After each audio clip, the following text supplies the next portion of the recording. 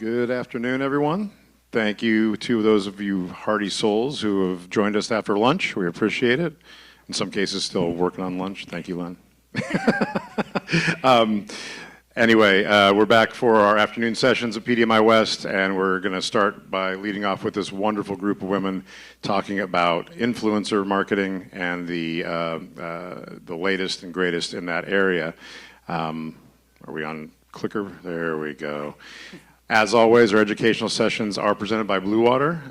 We thank them for their support, and they have a message for us before we get started. Hey guys, Randy Jackson here. Welcome to the future of pain relief. At Tommy John, a lot goes into our underwear before you do. But now I've found my bubbly side with SodaStream. Ouch! Philips Air Fryer is the original and the very best. Kid Rock! Hey, why is everybody so loud in infomercials? But wait, there's more! Yeah. Woo! So yes, you can visit Blue Water inside the meeting hall, table 4. And with that, I wanted to let everybody know that unfortunately Kayla Markham from Dude Wipes was called away due to a family emergency and can't be here today. That said, we have an incredible trio led by Lindsey, Carnett, CEO and President of Marketing Maven, and I'm going to let the group introduce themselves from here. Take it away. All right, thank you. All right, I'm Lindsey Carnett. Today is my agency's 16th birthday, so that is exciting. I'm happy to be here with you today. So we're a full-service integrated marketing agency focused on market research, marketing strategy, and then implementation, which is including social media marketing, influencer marketing, digital, PR, etc. So our panelists today are Ariel Brooks and also my client, Whitney, from PanTheryx. So ladies, if you'd like to introduce yourselves. Sure. I'm Ariel Brooks Benz. I am the owner and founder of BB3 Advertising. So we are an omni-channel direct response agency. We focus on omni-channel campaigns that really are about scaling at a very profitable margin. So that's sort of our key focus. Great, and I am Whitney Callahan. I am the marketing director at PanTheryx. We are a nutraceutical company specializing in digestive and immune health supplements. I have worked in the digital marketing and e-commerce segments for over 15 years, and it has evolved quite a lot over time, and influencer has really taken off in the last many years, as you all know, so we will talk about some of that. So let's jump in. Why influencer marketing? When we were chatting earlier, Ariel, do you want to mention what you said? Basically, if you don't do influencer marketing. Yeah, it's essentially your digital business card in this day and age. So if you're not showing up on socials right now, when people go to find your brand, it has no social proof. And that's something that's so key in this day and age. So that's part of the reason why our clients are all turning to influencer as part of their marketing strategy. And Whitney, when I met you, there had not been influencer marketing done so much at PanTheryx, because PanTheryx is like an ingredient provider first and then finished product. And so I am interested in having you share, what did you first think when you heard about influencer marketing from somebody that hadn't had that as a background? Yeah, so our company, as you said, operated a lot in the B2B space, and we had recently purchased a consumer brand, and so, you know, naturally we kind of got into the influencer space. I had done a little bit with it before, but this was the most involved that I got in it, and we've used it quite a lot to educate our consumers on our products, our ingredients, the benefits around them, and to show kind of like when you have a problem that there is a solution for it, so problem aware, not knowing that there is a solution, creating, you know, social proof and trust. So yeah, it's really become an integral part of our marketing strategy, and we've, you know, had to adjust and set aside budgets and make sure that, you know, we're taking that into account as we're creating our marketing plans. So some of the, in terms of the marketing overview, things that we look at is engagement rate, influencer personas, and then what type of content. is being created. And I think, Ariel, you can kind of shed some more light on those topics. Yeah, absolutely. There's a lot of really great tools out in the marketplace that allow us to really understand not only what the influencer is able to do in terms of their content and, if your brand aligns with them, but also what their audience profiles are. So when we're looking at sort of what we do and who we're going to contract for clients, there's a lot of key pieces that we want to be looking at from, how do they perform, how do they align, what does their stats look like, their engagement rates, their views, and then their authenticity scores, but then also down to what kind of content do they produce, and are those content pieces right for the platform and the KPIs that we're working with. So this is a good segue to look at personas. So Whitney was really helpful to us in developing out a persona overview and to really understand who is the target audience for each of the products. One of the products is TrueBiotics, the other one is Releasium. And so if you want to give an overview of those brands, because we're going to do a little bit of a case study type information here today. So I want you to understand this is the TrueBiotics product, and then this is the Releasium product. What's the difference between the two? Yeah, so TrueBiotics, I don't know if you guys have heard of it, but it was, in the past it was owned by Bayer, and we took it over from them. And at the time it was just probiotic capsules, essentially. And we developed like 4 or 5 new products, and a couple of those were women's products, one being a gummy and one being a capsule. And so the slide you see with the women on it, a lot of the persona work came into play during the R&D phase, so marketing research, research and discovery of the product development, essentially, and thinking about, what ages are our products hitting, and what are their needs, and what do the ingredients offer to these different personas. So a lot of this work was done in the background prior to launching these products, and then we were able to take these and really infuse them into our influencer campaigns and help drive, what types of influencers we would select for promoting these products. And as you can see, they kind of speak to a couple of different age ranges and have different benefits as well. And then in some of the campaigns, we were able to really solidify some really good influencers that were great at showing kind of overall wellness, lifestyle. Like Torche was one of those. And so, yeah, to get kind of people to feel connected to the product through certain influencers that we identified. And the persona exercise, I think a lot of times gets overlooked by brands. They'll just say, oh, we target men this age range, or we target women this age range. But the persona really builds out who are they, what are their interests, what type of media do they consume, what is their personality style, and all of those details really help create the ideal influencer, like Whitney is mentioning. And I don't know what you do for persona development with your clients. Very similar. And I think that it's so key because unlike traditional mediums, we have a lot more flexibility in influencer marketing, to your point about education. So when we're selecting them and we're going through these personas, we're finding all different kinds of personalities that are going to align with these different personas that we're working with. So it's much different to a traditional like TV or a CTV or even a digital buy in that sense. That actually sparked something that we worked with this company called Face Socks, and there were these faces that are on socks. You guys have probably seen these online, and it was hilarious because the voice of the brand was so sassy that we had this one influencer that all he had was sassy content, and he said, "You want to get your boyfriend the best gift? This is the whatever, angry whatever hotline." And then it was like he had this pair of socks, but like he sent it to his ex with his face on it. And it was this funny piece of content that went viral, but we wouldn't have known to go to him if the brand didn't tell us, hey, we're looking for really funny, sassy type of content. Then we can think, who's the sassiest influencer that we can think of? So if it is, persona development, also think about brand voice and what is the brand personality. All right, next question. What's different about working with influencers across social platforms? So it's not all equal. and TikTok is different than LinkedIn, which is different than Like, what are the other Instagram, ones? YouTube influencers, et cetera. And so they each have their use case, but talk to us a little bit. Ariel, you can get started on that one. Yeah, I mean, I think that each of them have their own place in a strategy depending on your brand and your ultimate, and consumer.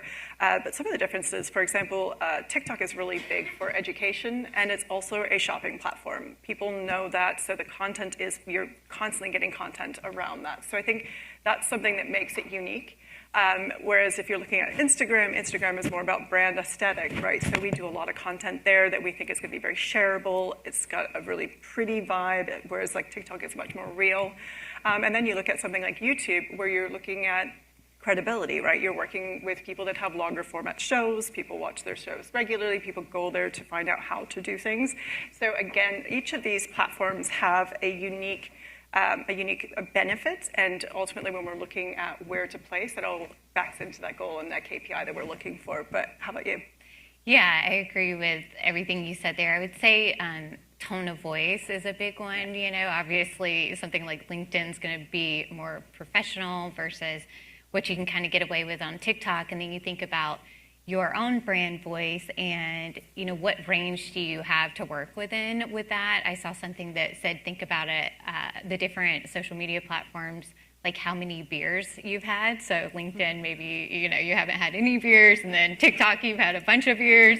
And then Instagram might be somewhere in between. But for us working in supplements, you do have to kind of, be careful about towing that line a little bit, because you can't steer too far from your message and get too silly with it. But it is something good to think about, because even with something as serious as supplements, I think there's always angles to get creative with that capture people on certain platforms as well. And I think also, all awesome points.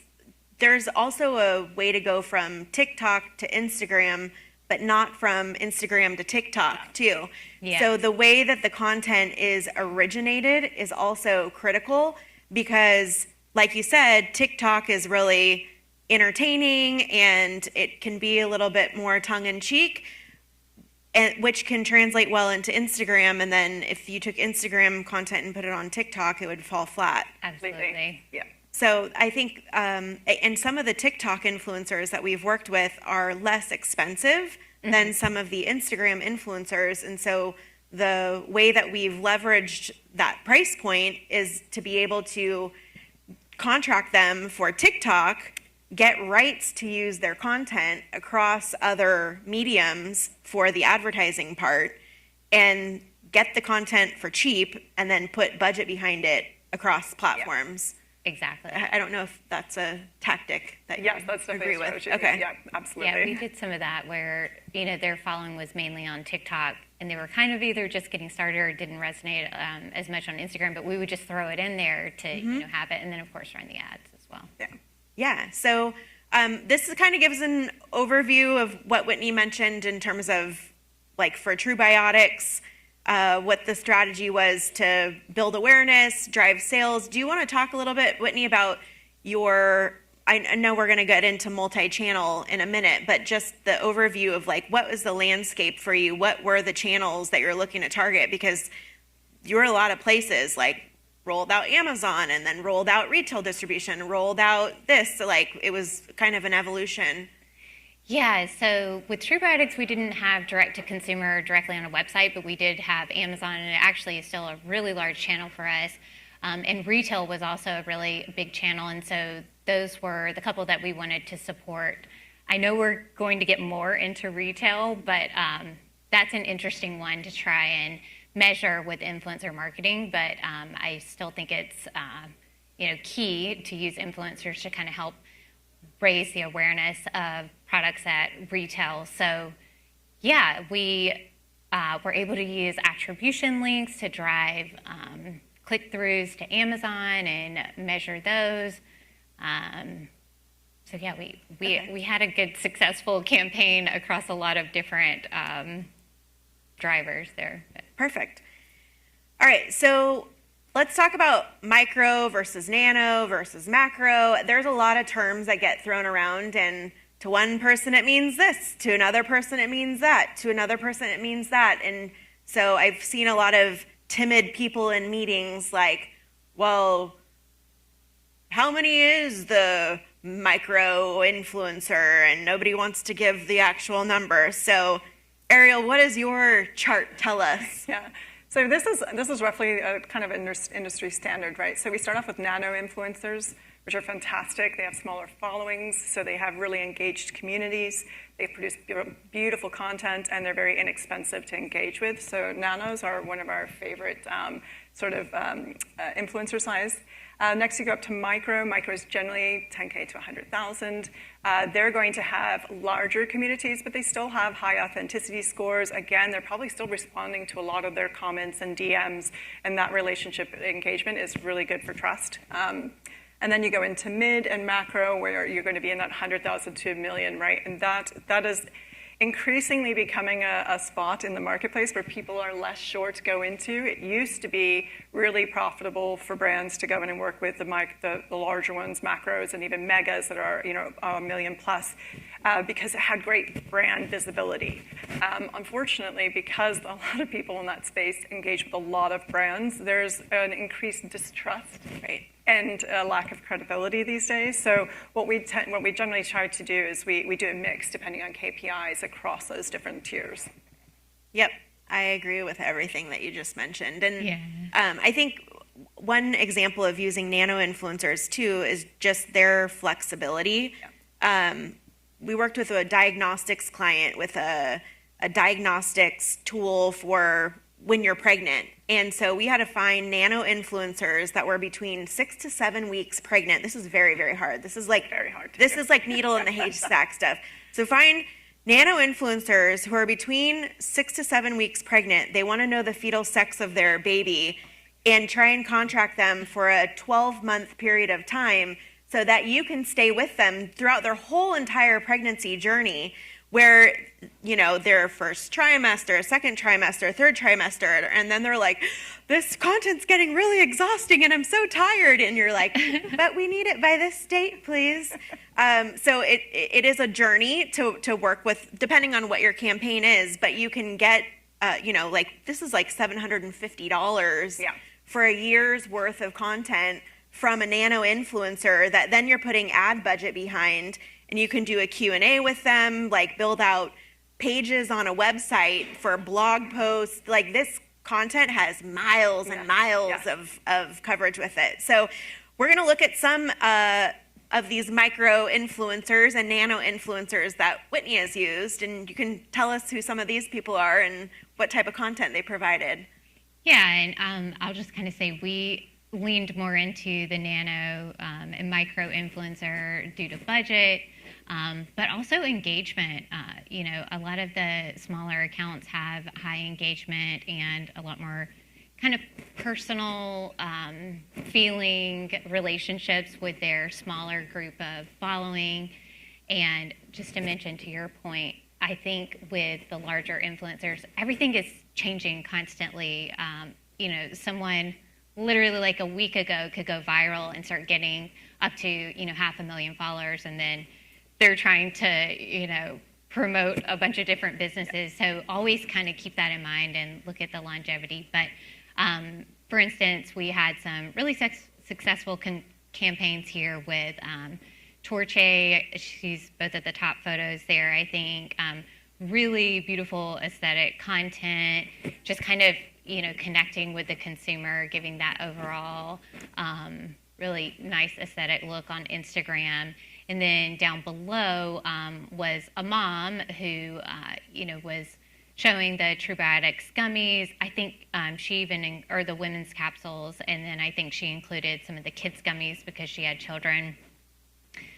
There's a lot of like moms and children and babies that have big followings on Instagram, and people connect with them over all different reasons, products or journey, motherhood journey and things like that. But you can kind of see some of the engagement rates here were really high, and quite a lot of views for a couple of these posts that we got, over 35,000, and I don't think we have the engagement rate listed, but it was well over the 2. That was kind of the industry standard here. And so these are the types of people I would say too, if you go back with potentially another brand, if it works, or another product, or a campaign for the same product in the future, you could use them over again, and then their following has seen your brand and is familiar with it as well.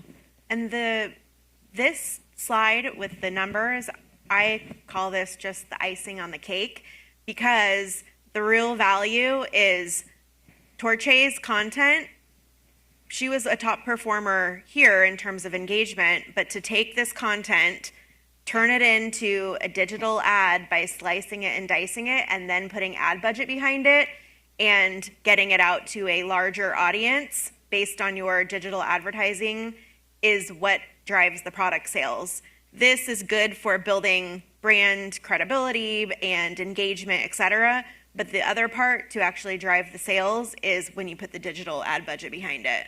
That is a wonderful point, and I think we'll talk about that a little bit more, but I will chime in about that here because we did these campaigns a little while back, and I remember them doing really well when we ran ads behind them, and that's something you definitely want to make sure to do, is take the organic postings and run targeted ads with them. But the industry standard for health and wellness on social media like Facebook and Instagram is like 1.6, and we were getting like 8 to 9% click-through rates on the ads that we did with the TrueBiotics campaign. So really, really worked well for us. People trust people.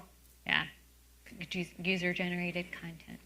All right, so let's talk about retail. I'm curious, Ariel, have you had clients that have product launches in retail, and what have you done to drive retail? So I think there's a couple different ways. So one is we have actually worked with a brand. It was a hair care brand. Obviously, some brands lend themselves better to these types of promotional events. But they were in the UK, and we were able to set up a hair salon in the actual department store when they launched in the department store. So then they invited some actually large influencers. So they were definitely on the macro side for the visibility, because it was a brand play for them. And they had celebrity hairstylists like Chris Appleton come and do the girls' hair in salon with the backdrop of them being in this quite posh environment. So when we were able to do something like that, it was twofold. So first of all, within the store, we were driving a lot of attention to the area where we had the products. But then also every one of these influencers was live streaming or taking loads of content of what they were doing. And that was being posted and then being reposted by the brand and then being run as ads for the fact that they were in that store. So there was a lot of different ways that we could kind of maximize the value of those influencers in that launch. Now that you mentioned live streaming, just recently at Expo West back in March for a natural product company, we had some live streaming happening, but some of it was even on LinkedIn to try and target the retail buyers to come to their booth for that. So the live streaming, I think, is a underutilized tactic with influencers. Yeah, we're going to see that more, I think, and certain platforms. I think there's a lot of opportunity. For example, YouTube, not a lot of people are doing the lives. So I think there's a real space there. And obviously, TikTok is known for their lives. And we actually do, with some of our clients, they do lives quite regularly where they talk about their products and they have experts on, and that's kind of how they get that extra exposure. Yeah, we've done some lives as well. And the nice thing about doing lives, we've done it with a couple of our KOLs and credentialed doctors to educate consumers, and then you can take that and let it live, either repurpose it as an ad or let it live on your page as well.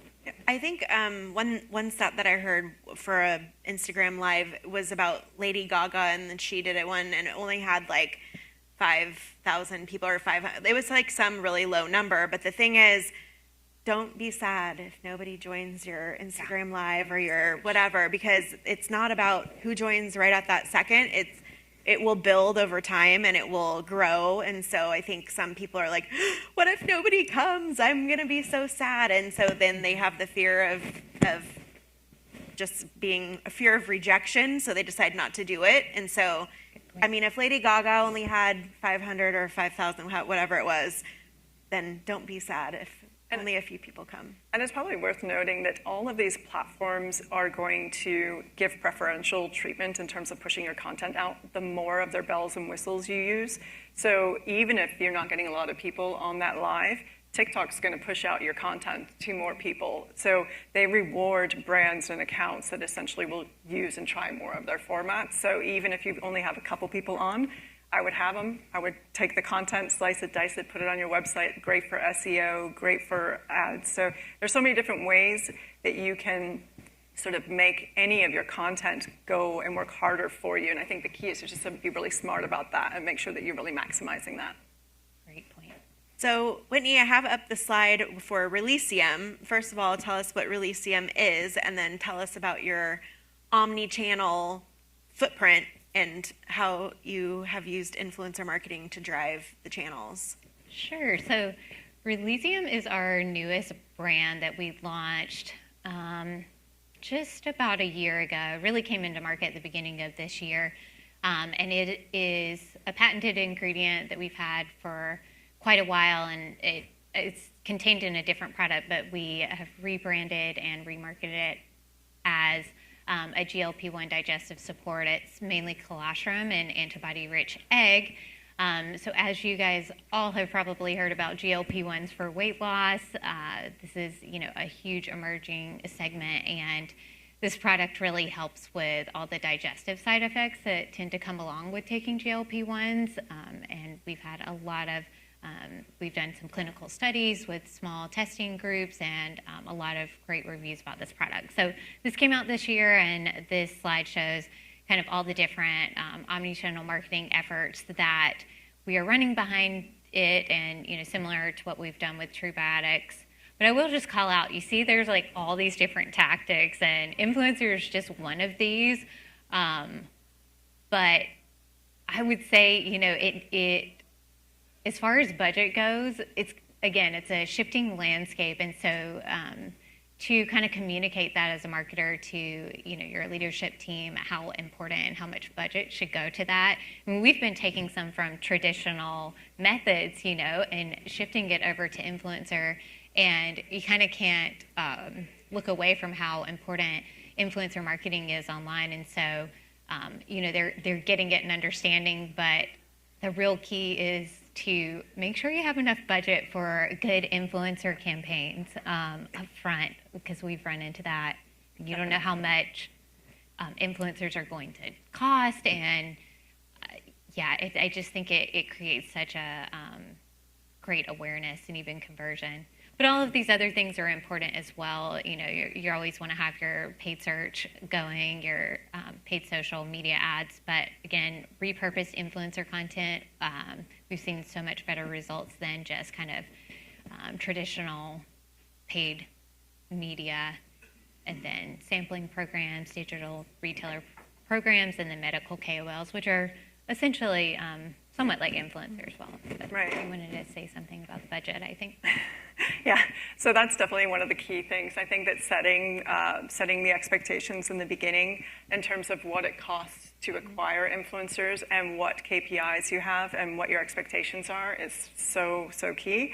I know that it's harder to quantify for a lot of brands, so oftentimes it's very difficult to get those budgets off of other mediums, and but it is. I think that there's got to be not only like your cost of like acquiring and managing the process, but there should also be sort of a fund that you set aside of how much you're willing to pay, whether that be for actual deals or for additional usage rights. Because to your point, what we want to see in ads on these platforms is content that's native to the platform. That's what performs best. So we can have the most beautiful shoot of your gummies or something that was shot in a studio and cost a lot of money, and that will underperform any day to just a girl sitting there talking about her experience with it. So that content is, when you're thinking about influencer marketing, we always say it's a content-first strategy. So we really focus on what's the outcome that we want from a content, because that you put money behind, you're going to drive sales.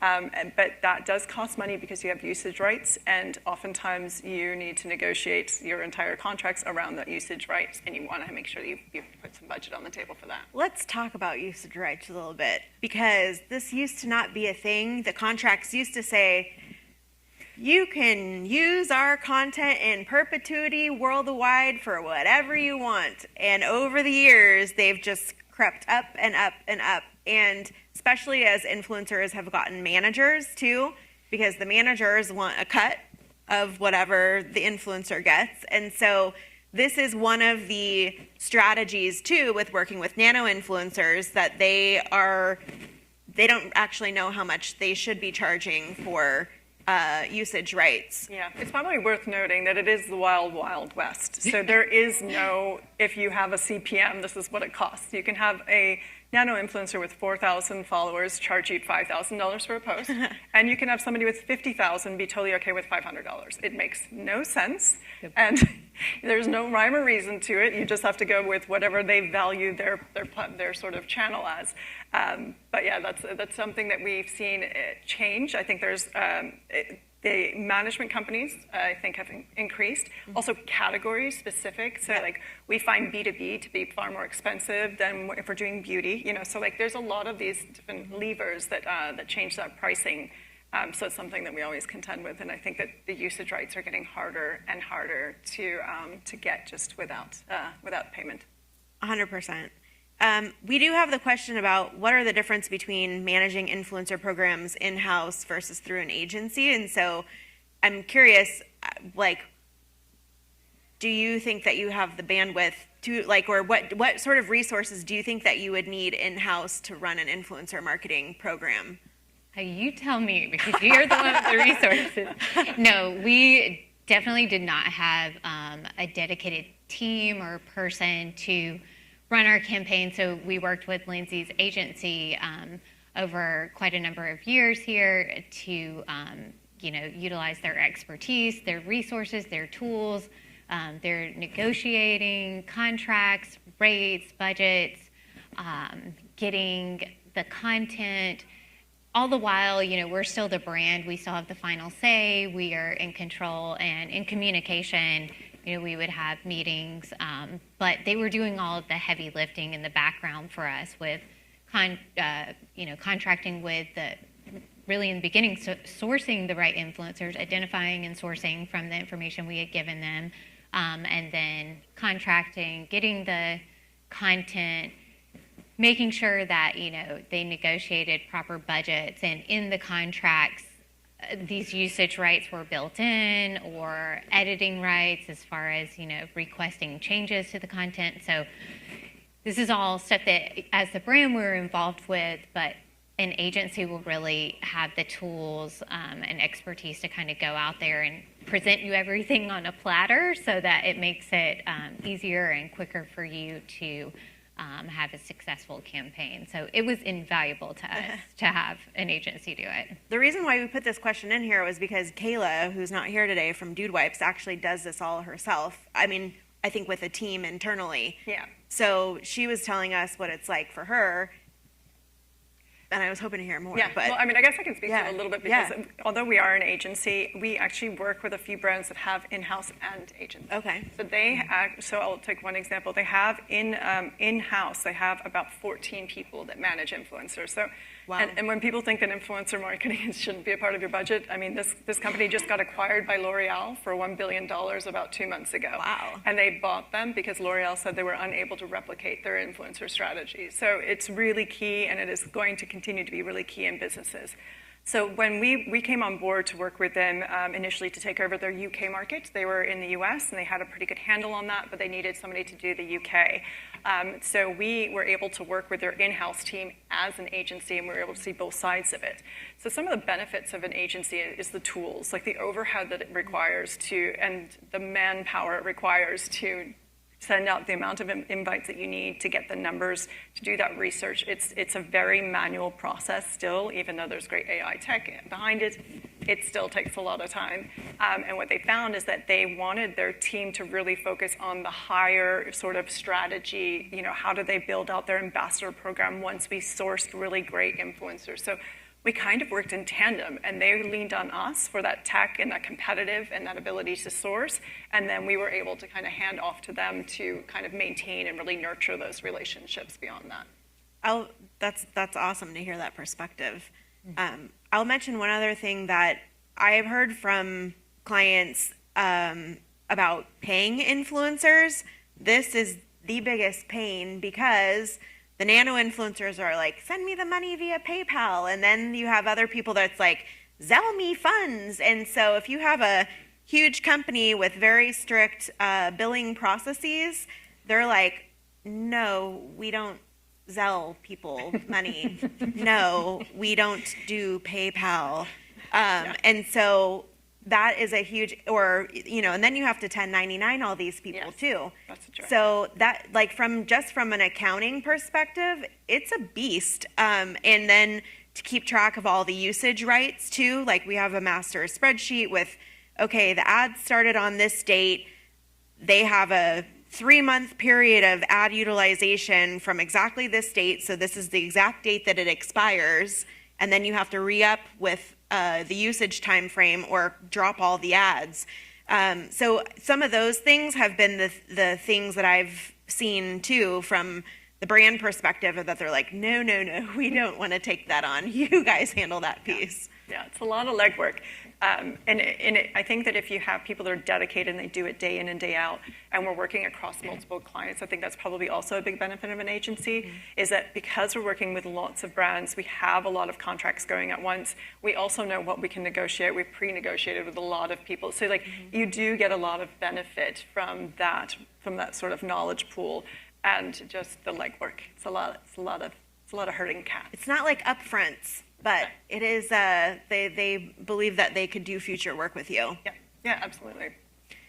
All right, so let's talk about how we can repurpose content, because we talked a little bit about, okay, this could be the gift that keeps on giving if you have appropriate rights to their content. But do you want to talk about this slide? Sure, yeah. So one of the, again, going back to the content first strategy, what we try to do as soon as we kind of have that first conversation with brands is we talk about all the different content utilization opportunities. Obviously paid ads we've talked about, that's a clear winner. But also we've seen better click-through rates on email marketing that use the content in their emails. We also see that on Amazon. So increasingly Amazon is doing much more in terms of what they want to see, and having that UGC really, really helps out with that strategy. And then we also see it just being placed on websites as social proof. Everything from having a ticker at the bottom of a website that just shows the amount of people that are in, but we also see it in product descriptions. So you'll have like the glam shots, and then you'll have like 5 or 6 influencers talking about the product right there on the product page. All of those things can be SEO'd, obviously helpful for your website to have more video content, but it really does, it builds trust around your brand. Whitney, how else have you used influencer content?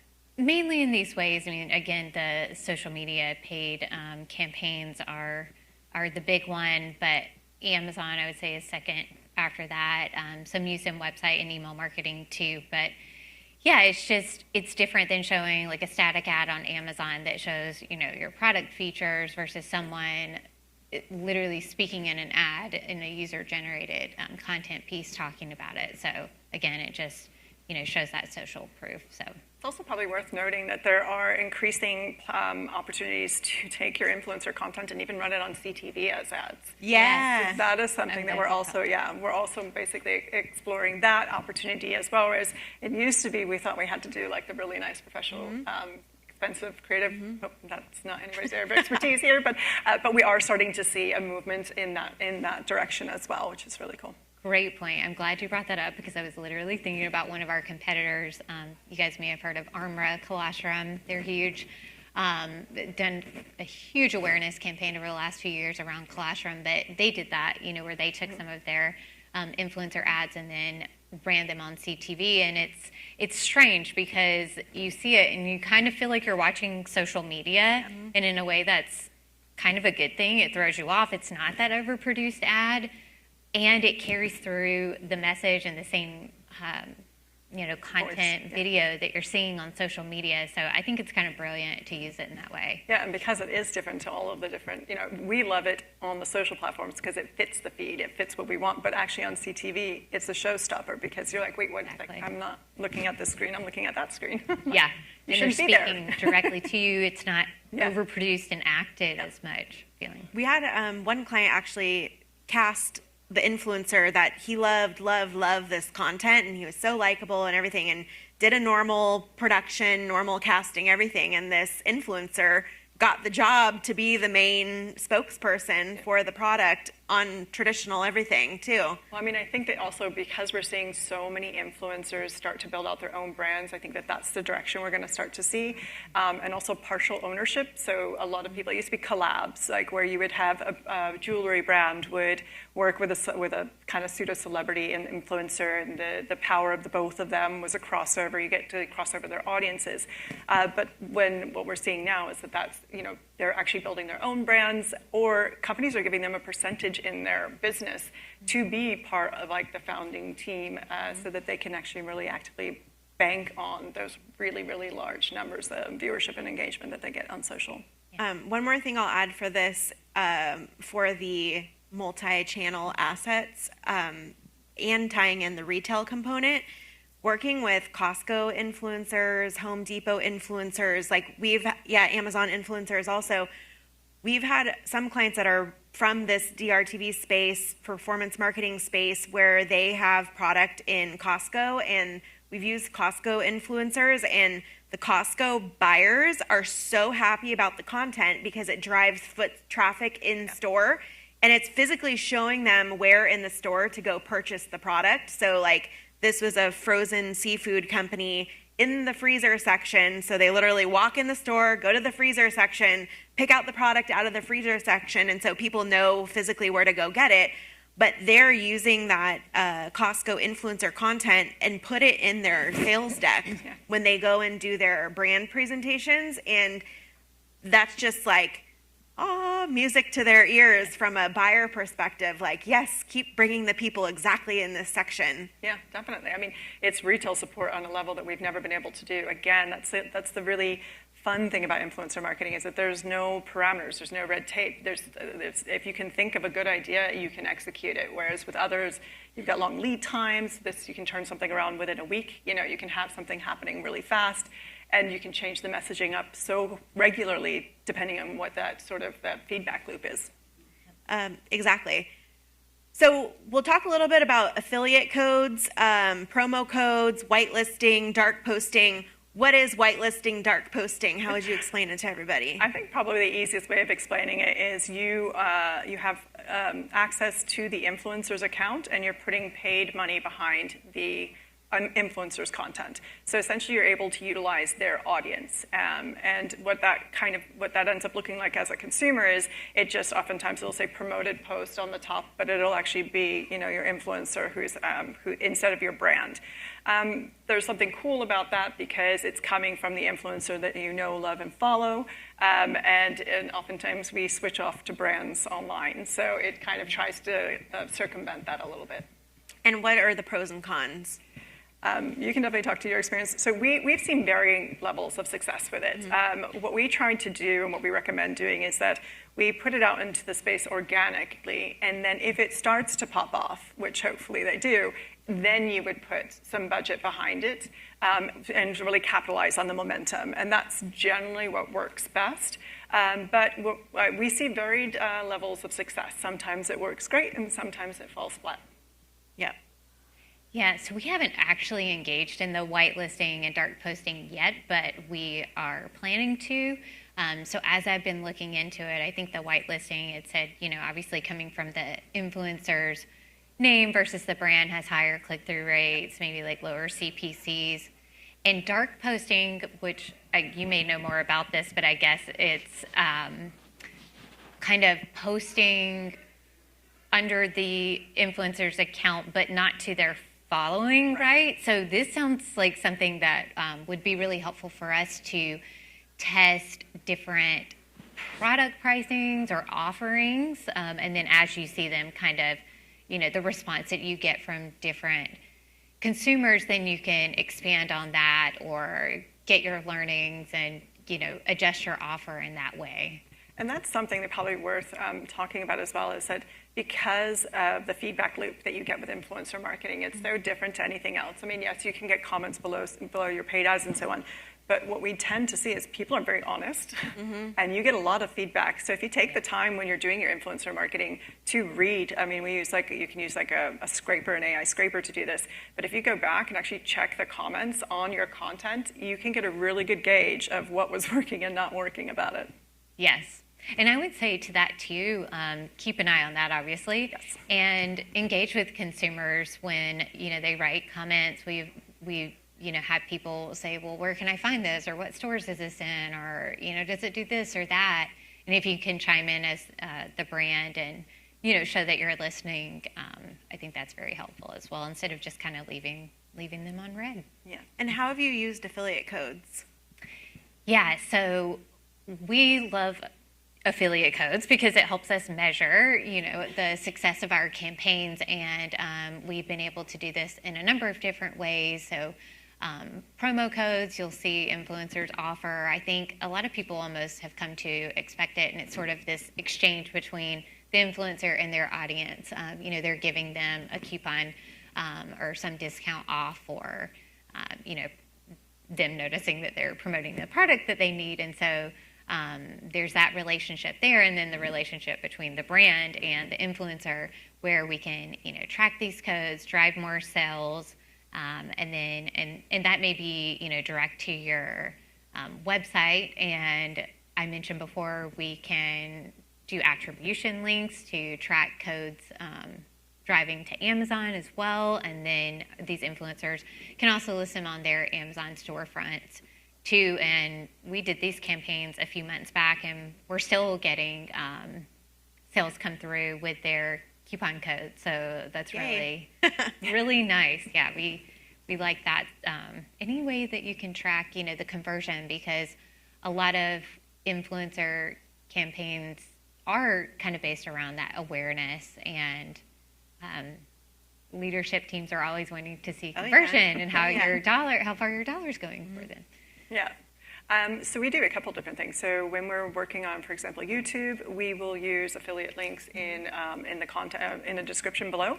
So you can actually click to text or click through to the website, which is really helpful.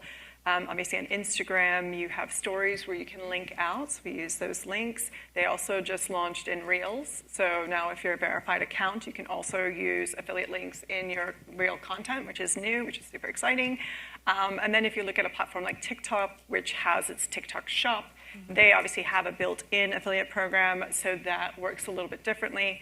And we've used code and links, and we generally give both to our influencers, because they'll oftentimes link it, but in the content itself, they might actually tell them what the promo code is. If it's like a mommy blogger, let's say mommy 25 for 25% discount, or you can click the link. And we tend to, we're response people, right? So we want to give people as many opportunities to respond as possible. That's great. Yeah, I just want to add one thing to that, because that's important when you do the affiliate link or attribution link, because someone may not necessarily be making a purchase right off. So you can also measure, the traffic that's clicking through, the click-through rates. We talked a little bit about negotiating usage rights, but I know, Whitney, in our pre-discussion, we talked about some influencers that say, great, for an extra $5,000, you get usage rights for 12 months, or for $2,500, you could get usage rights for 2 months, door A or door B. Yeah. And so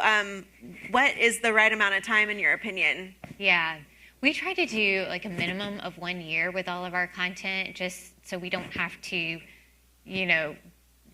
constantly be changing it up or going and finding new influencers. And whether you use it that long or not, I still think it's good. Obviously, it depends on what your budget is and what these people are charging, but I'd say you can kind of get a reasonable amount of usage rights, or a reasonable quote from them for about a year's worth of time. And you want to run content long enough so that people are seeing it frequently, but you don't want it to get stale over time either. So I think longer than a year. We have had to go back and negotiate again after a year if we wanted to conveniently keep something running or it was performing well. But I would say a year, yeah. And a couple of months just as. What are you seeing in terms of the ideal? If you could pick a sweet spot, if I'm like in you know perpetuity? exactly, yes, worldwide in perpetuity. Besides that, It's probably worth actually mentioning that there are different kinds of usage rights, right? So what we try to do is we try to negotiate the owned and operated usage rights. So that's where you can post it to your socials, use it in your email marketing, and put it on your website. Oftentimes that's less expensive than negotiating for usage on ads or on CTV or something like that, because they know if you're running ads with their content, you're making some money, so they would like some of that, which makes sense. So when we're negotiating, we try to get the owned and operated usage rights in perpetuity. Yep. And then we'll negotiate the other. But oftentimes we also won't negotiate the usage rights for ads until we see if the content is great, right? Because an influencer can do amazing content for one and terrible content for another, because you have to remember, these are human beings. It's not a machine. You don't have like they're writing scripts, and it depends on how they resonate with the messaging. Depends on if they had a bad hair day, if their kids were loud in the next room and they didn't have time to, I mean, things happen, life happens in influencer marketing. So when we go and this has happened, we've contracted somebody big and we've paid them a nice penny, and then we got the content, we're like, we're not actually going to use this for anything. So I think it's really, really important to kind of think about those things when you're negotiating. But yeah, a one-year contract I think is like ideal in terms of usage rights. But again, it just depends on if we think that there's real potential to use it outside of our owned and operated property. that's a really good point about the type of content. We had one client that was demanding, we need a NASCAR driver. And it's probably the worst content that we've ever received from anybody before. And we're like, no, and we sent it back, and they're like so offended, but it was just really. And you can have somebody that makes okay content that just happened to be the way they shot yours was really fantastic and worked really well. So I mean, there's not a lot of like checks and balance in terms of like what you're going to get back, unfortunately. I don't want to take too much longer because we have this will be our last question, and then Tom can do the Q&A. How do you ensure compliance with FTC disclosures and FDA regulations, especially for supplements? Yeah, so we have to follow these FDA guidelines, regulations, talking points very closely in the health supplements industry. So we have, documents that kind of give guidelines, wording. You can use guardrails that we share with the influencers prior to them filming anything at all. But I will say that sometimes unknowingly, they can record something and say things that, go into this gray area of how amazing the product is or what the benefits are. And, that's up to us as the brand to weigh whether we want to allow certain things to kind of go through on social media that, yes, they're tied to us. They may not be coming directly from our account. But I will say up front, the good thing is to negotiate in the contract being able to request edits on the content so that, you can always go back and ask them to make those changes. So for us, it hasn't been too much of a headache of a process because we kind of have, again, documents that we share out prior to them even filming. But it will kind of come into play when they sort of go off the cuff and just say whatever. Yeah, probably also worth putting in your contract the right to remove the content. So we have that on ours as well. So they have 24 hours to take something down if they've said or posted something that doesn't align with the guidelines. Good point. All right, Tom. Great. Any questions from the audience? Great job. Thank you so much. You talked a lot about B2C. You made mention 40 minutes ago about a B2B. Singularity. How does this work for B2B? So we're seeing a big increase on our side of LinkedIn and influencers. It's really a big space. I think it's going to be a big growth area going into this year. We also see it obviously on YouTube. That's the other place.